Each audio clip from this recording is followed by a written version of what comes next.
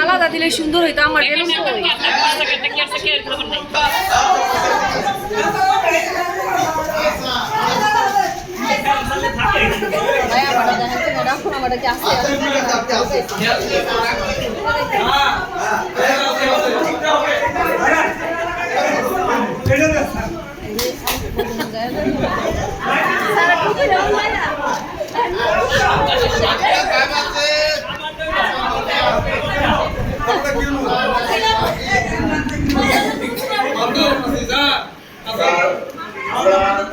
আমরা দেখতে পেলাম যে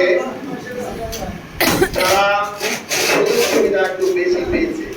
তাদেরটা কিন্তু সর্বশেষ, কারণ আমরা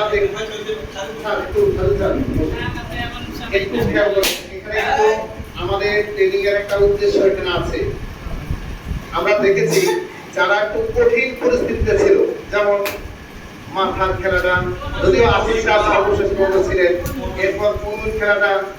আমাদের আব্দুর রহমান স্যার সর্বশেষ পর্যন্ত চেষ্টা করেছেন, এরপরে